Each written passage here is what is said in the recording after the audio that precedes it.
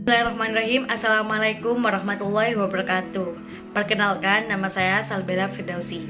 Saya di sini akan memaparkan tentang paradigma pasal 18 Undang-Undang Dasar 1945. Untuk penjelasan lebih lanjut, kalian wajib tonton video ini. Jadi teman-teman, saya di sini akan menjelaskan tentang paradigma pemerintahan daerah dalam pasal 18 Undang-Undang Dasar 1945. Pasal 18 Undang-Undang Dasar 1945 sebelum amandemen, Bab 6 Pemerintahan Daerah, yang berbunyi dalam pasal 18, pembagian daerah Indonesia atas daerah besar dan kecil dengan bentuk susunan pemerintahannya ditetapkan dengan undang-undang dengan memandang dan mengingati dahsyat permusyawaratan dalam sistem pemerintahan negara dan hak asal usul dalam daerah-daerah yang bersifat istimewa.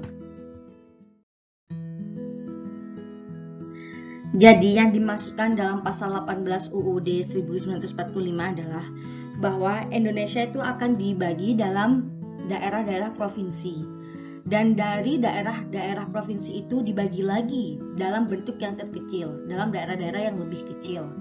Di daerah yang bersifat otonom atau bersifat daerah administrasi belaka, semuanya menurut aturan yang akan ditetapkan dengan undang-undang. Jadi daerah-daerah yang sudah bersifat otonom itu sudah harus mengikuti aturan yang akan ditetapkan dengan undang-undang. Di daerah-daerah yang bersifat otonom akan diadakan badan perwakilan daerah, oleh karena di daerah pun pemerintahan akan bersendiri atas dasar permusyawaratan. Jadi di bagian daerah-daerah itu sudah ada yang memimpinnya, seperti di Jawa Timur yang memimpin gubernur. Jadi seperti itu.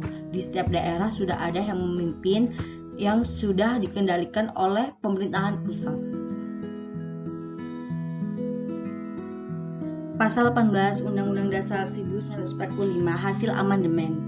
Pasal 18 yang berbunyi, yang pertama, NKRI dibagi atas daerah-daerah provinsi dan daerah provinsi itu dibagi atas kabupaten dan kota. Yang tiap-tiap provinsi, kabupaten, dan kota itu mempunyai pemerintahan daerah yang diatur dengan undang-undang.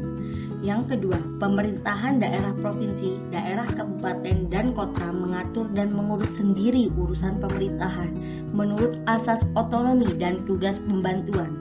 Yang ketiga, pemerintahan daerah provinsi, daerah kabupaten, dan kota memiliki DPRD yang anggota-anggotanya dipilih melalui pemilihan umum.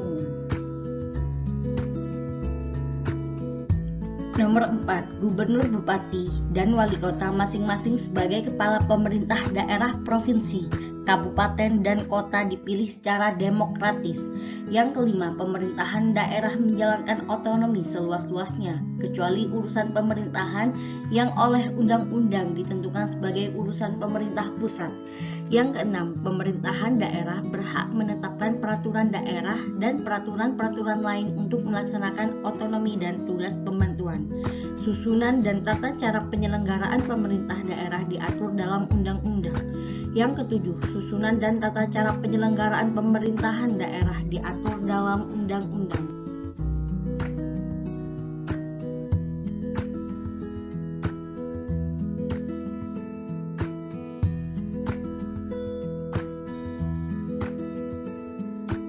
Menurut pendapat saya, kebijakan otonomi daerah dalam bentuk otonomi luas, otonomi daerah istimewa, dan otonomi khusus akan menyebabkan terjadinya pluralisme otonomi daerah di Indonesia. Hal ini menyebabkan di masa yang akan datang, status daerah istimewa atau otonomi khusus tidak hanya terbatas untuk Yogyakarta, Jakarta, Aceh, dan Papua. Setiap daerah akan meminta status itu ketika memenuhi persyaratan menjadi daerah istimewa maupun daerah khusus. Salah satu contohnya aja sekarang, di samping adanya pembahasan RUU Daerah Istimewa Yogyakarta, juga ada pembahasan RUU tentang otonomi khusus Bali. Kebijakan desentralisasi otonomi daerah yang berlangsung di Indonesia masih setengah hati. Hal itu ditunjukkan dengan pola zigzag antara sentralisasi dan desentralisasi dalam menyusun paradigma otonomi daerah. Telah menjadi fakta historis bahwa sentralisasi sendiri melekat dalam sistem pemerintahan maupun bentuk negara Indonesia yang menganut sistem presidensialisme dan negara kesatuan. Kedua hal tersebut mengharuskan sentralisasi diletakkan dalam kekuasaan pusat untuk menjamin stabilitas sosial politik negara.